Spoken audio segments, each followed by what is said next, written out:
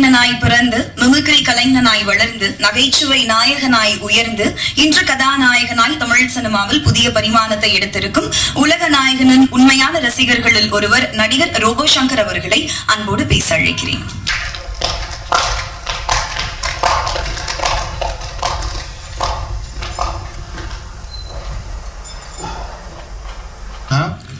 ஒரு 3 வருஷமா ஒரு வண்டி ஒரு அப்படியே அடப்பட்டு கிடந்து அதை எஃப்சி பண்ணி அதை சர்வீஸ் பண்ணி அதுக்கப்புறம் டேக் ஓவர் ஆனால் எப்படி இருக்குமோ அந்த மாதிரி தான் இந்த நிகழ்வு. ஸோ ஒரு 2 வருஷம் ரொம்ப சிக்காக இருந்து ஜாண்டிஸில் படுத்திருந்து அதுக்கப்புறம் எனக்கு ஒரு பெரிய ஒரு லைஃப் கொடுத்ததுன்னா என்னுடைய அன்பு இயக்குனர், நான் செல்லம்மா வாத்தியார்னு கூப்பிடுவேன். இதற்கு தானே ஆசைப்பட்டாய் பாலகுமாரா, இந்த மாதிரி நிறைய ரௌத்திரம் நிறைய வெற்றி படங்களை கொடுத்த கோகுல் சார் சிங்கப்பூர் சலூனில் எனக்கு ஒரு பெரிய என்ட்ரி கொடுத்தாரு.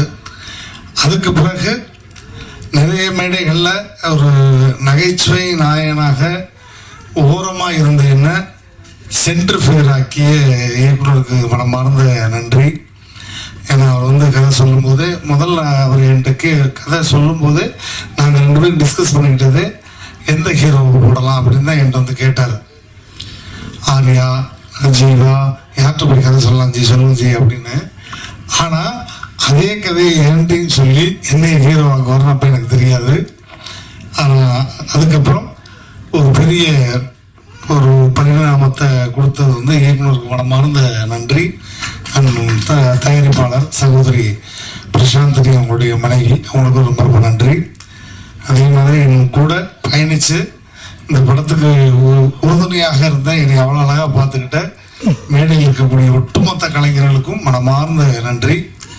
அண்ட் மீடியா பீப்புள், நீங்கள் இல்லைன்னா எதுவுமே சாத்தியம் கிடையாது. ஏன்னா நிறைய விஷயங்கள் முன்னாடி நான் இங்கே பெர்ஃபார்ம் பண்ணியிருக்கேன், பேசியிருக்கேன். பட் இன்னைக்கு அதை தாண்டி கிட்டத்தட்ட நானும் சினிமாவுக்கு 2002 2001 கிட்டத்தட்ட 25 வருட காலத்துக்கு பிறகு ஒரு மேடை கலைஞனாக இருந்து நகைச்சுவை கலைஞன், mimicry artist, dancer, anchor, performer இப்படிலாம் தாண்டி இந்த படத்தில் கதையின் நாயகன். அவ்வளோதான், ஹீரோலாம் கிடையாது. கதையின் நான் எப்பயுமே அடிக்கடி சொல்கிறது தான், நம்ம வண்டி எப்பயுமே டெல்லி கணேஷ், ஒரு வி.கே. ராமசாமி, ஒரு வெங்கடாயமூர்த்தி, இதுதான் என்னுடைய மைண்ட் தாட்டு. அதுதான் அந்த வண்டி தான் 85 வரையும் ஓடும். 85 வயசு வரை அது வாடு போயிட்டே இருக்கும், பிரச்சனையே கிடையாது. ஹீரோன்னு போயிட்டு சொன்ன மாதிரி அடுத்து நான் ஹீரோவாகத்தான் பண்ணுவேன், தலைகீழாகத்தான் குதிப்பேன் அப்படின்லாம் அது இந்த படத்துக்கு கதையின் நாயகன். அதனால ரொம்ப ரொம்ப சந்தோஷம். ரெண்டாவது, நான் அப்போ இருந்த கண்டிஷனில் என்னால் ஒரு 10 நிமிஷம் வெயில் நிற்க முடியாது, கேராயிருவேன். எனக்கு டயத்துக்கு அந்த மருந்து கொடுக்கணும், நாட்டு மருந்து, கஷாயம், இப்போ வரையும் அந்த மருந்து எடுத்துக்கிட்டு தான் இருக்கேன். எனக்கு கிட்டத்தட்ட ஒரு 3 வருஷம் எடுத்துக்கணும் அப்படின்னு சொன்னாங்க. இப்போ வரையும் பக்கிய சாப்பாடு தான். வீட்டில் இருந்து ஷூட்டிங் போனால் கூட, ப்ரோக்ராம் போனால் கூட வீட்டில் இருந்து அந்த பழைய கஞ்சி, வெங்காயம், இதுதான் என்னுடைய சாப்பாடு. ஸோ அதை கேர் பண்ணிக்கணும் அப்படின்றப்ப ரொம்ப ரொம்ப கஷ்டம். அதை தாண்டி பொதுவாக எல்லாத்துக்கும் அப்போ எப்படி இயக்குனருக்கு மனைவி ரொம்ப சப்போர்ட்டாக இருக்காங்களோ அது மாதிரி என்னை கரம் பிடிச்சதுலேருந்து இந்த நிமிடம் வரை என்னை பத்திரமா பார்த்துக்கிட்டு டயத்துக்கு என்ன கொடுத்து என்னை அவ்வளோ அழகாக பார்த்துக்கிட்டு என்னை மிகப்பெரிய பெரிய ஒரு டேக் ஓவர் பண்ணி மீண்டும் மறுபடியும் ஒரு எல்லாரும் அண்ணாச்சி சொன்ன மாதிரி ரோபோ சங்கருக்கு முடிஞ்சு இனிமேல் அவ்வளோதான். நான் காதுக்கு இதை கேட்டிருக்கேன், நம்ம சினிமா வட்டாரத்திலே அடுத்து ரோபோ தான் போல் அவ்வளோதான் அப்படின்லாம் பேசியிருக்காங்க. ஆனால் அதை தாண்டி மீண்டும் என்னை களம் இறக்கிய என்னுடைய மனைவிக்கு மிகப்பெரிய நன்றி. இந்த மேடையில் தாய்க்கு பின் தாரம்னு சொல்லுவாங்க. எனக்கு தாரமே ஒரு தாயா வந்த மாதிரி இப்போ வரையும் பார்த்துக்கிட்டு இருக்கா.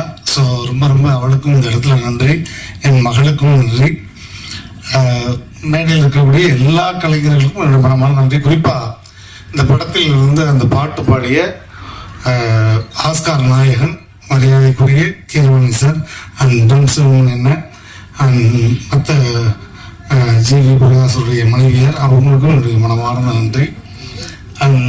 இசையமைப்பாளர் ரொம்ப நன்றி. எனக்கெல்லாம் வந்து அந்த பாட்டுக்கு ரொமான்ஸ் பண்ணுறப்ப நான் பரிதவிச்சுட்டேன். மேடையில் நான் சும்மா வந்து பேச விட்டால் என்ன வேணாலும் பேசிடலாம், ஆனால் ரொமான்ஸ்ன்றது எவ்வளோ கஷ்டம்ன்றது அன்னைக்கு தான் நான் பார்த்தேன். அந்த பிள்ளையை கையை பிடிச்சி இழுத்து தூக்குறக்குள்ள படாத பாடு விட்டு போனேன். ஆனால் டைரக்டர் 4 தடவை தூக்கி இறக்கிட்டாரு. இல்லைங்க, இப்படி தூக்குங்க, இப்படி தூக்கி சோமோஸில் இறக்குங்க ரோபர்ஜி அப்படின்னு. அந்த வாக்கியா வரப்புக்குள்ள நானே கிருகிருன்னு அப்பப்போ பீப்பி மாதிரி போட்டுக்கிட்டு இருக்கேன். இதில் கட்டும் வெயில், மொட்டை பாறை, இதில் ஓடி வாங்க, இதில் சறுக்கிக்கிட்டு வருவா, இப்படி பிடிங்கன்னா என்னைய பிடிக்கிறதுக்கே 2 பேர் வேணுங்கயா, இல்லை அந்த பிள்ளைய வேற பிடிக்கணுமா அப்படின்ற அளவுக்கு. பட் அதையும் தாண்டி ரொம்ப அழகாக அந்த ஊர் மக்களுக்கு என்னுடைய மனமார்ந்த நன்றி. ஏன்னா எனக்கு வந்து அடுத்த ஹீரோவாக ஒரு பரிணாமம் அப்படின்னும்போது சங்கர்ன்ற பேருக்கு ஏற்ற மாதிரி சங்கராபுரம் அந்த ஊர் மக்கள் என்னை அவ்வளோ அழகாக பார்த்துக்கிட்டாங்க. என்னை மட்டும் இல்லை, ஹோல் டீமையுமே, சாப்பாடுலேருந்து எல்லாமே அவ்வளோ அழகாக பார்த்துக்கிட்டாங்க. அந்த ஊர் மக்களுக்கு நன்றி. அதே மாதிரி நிறைய மேடைகளில் ஒருத்தருக்கு நன்றி சொல்வேன். இந்த மேடையிலே அவருக்கும் நான் நன்றி சொல்லி ஆகணும். ஏன்னா கலக்க போகுது யாரு அப்படிங்கிற ஒரு நிகழ்ச்சி வரும்பொழுது நான் வந்து மேடை கலைஞனா அவ்வளோ பிஸி. நான் இதுவரையும் கிட்டத்தட்ட மேடையில் மைக் பிடிச்சி இதோட 33 ஆண்டுகள் ஆகுது. 33 வருஷம் கடந்து மேடையில் மைக் பிடிச்சி நிகழ்ச்சி பண்ணிக்கிட்டு இருக்கேன். கிட்டத்தட்ட 18,000 மேடைகளுக்கு நிகழ்ச்சி பண்ணிட்டேன். அப்படி பிஸி. ஒரு நாளைக்கு 9 ஷோ 10 ஷோ பண்ண ஒரே ஆள் நானாக தான் இருப்பேன்னு நினைக்கிறேன் அப்பெல்லாம். ஏன்னா 1/2 அன் ஹவருக்கு ஒரு ஸ்டேஜ். காலையில் சாயங்காலம் 6 மணிக்கு கிளம்புனா நைட்டு 2 மணிக்குள்ளே 10 ஷோ முடிச்சுட்டு வந்துடுவேன். சம்பளம் 100 ரூபா 150 ரூபா தான். ஆனால் 10 ஷோ முடிச்சுட்டு விடியக்காலம் 4 மணிக்கு தான் வீட்டுக்கு வருவேன்.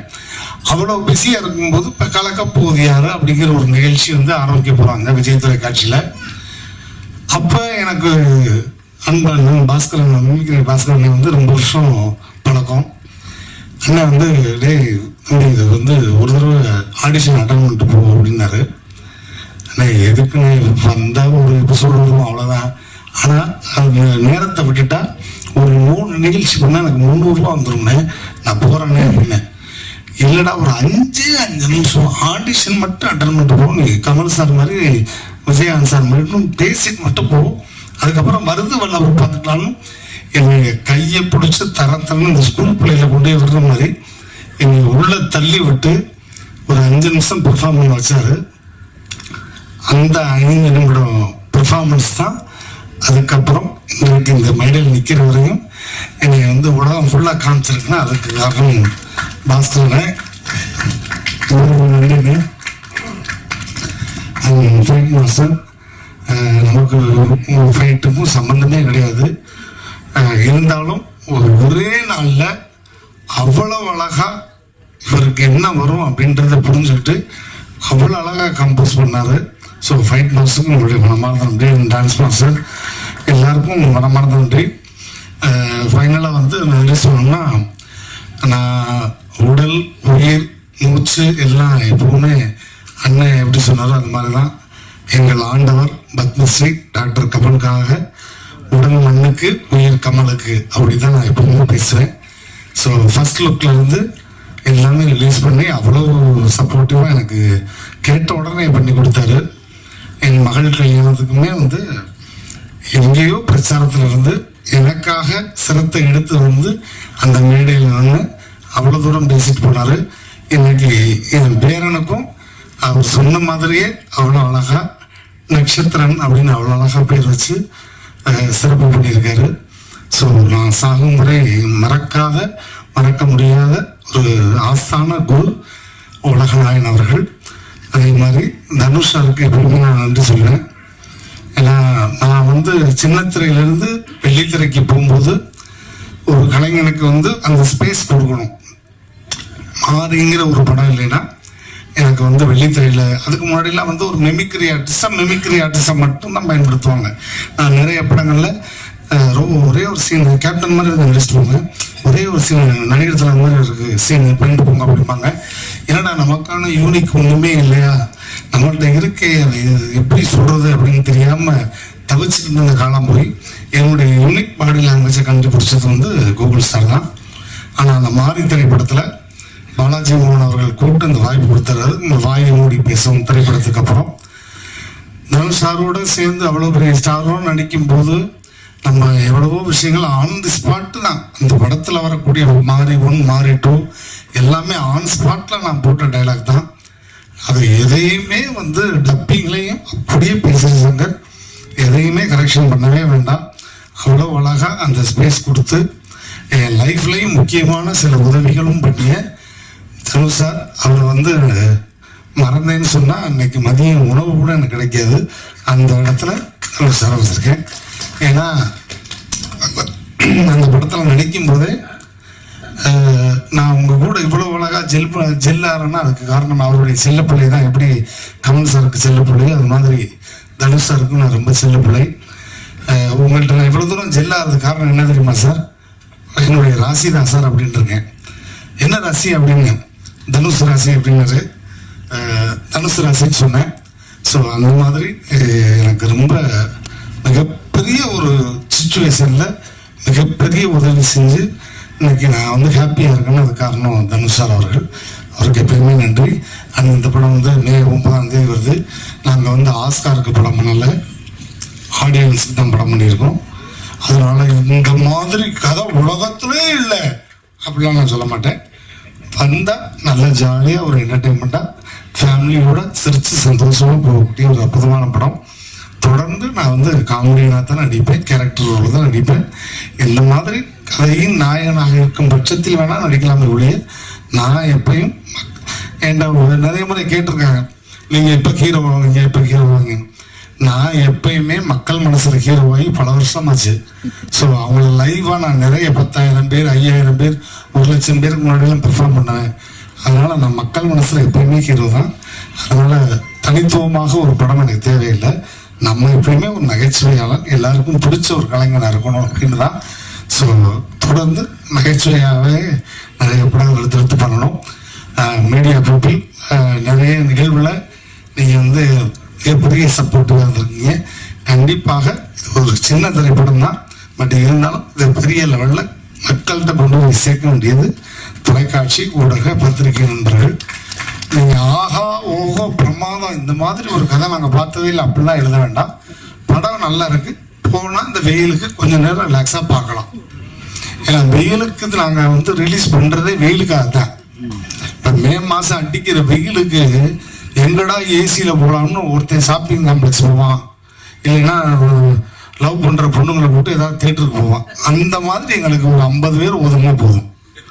டெய்லி ஒரு ஷோக்கு 50 பேர் ஒதுங்கினா அவங்களுக்கான படம் வந்து ஒரு நல்ல ஃபேமிலி என்டர்டைனர் படமாக இருக்கும்.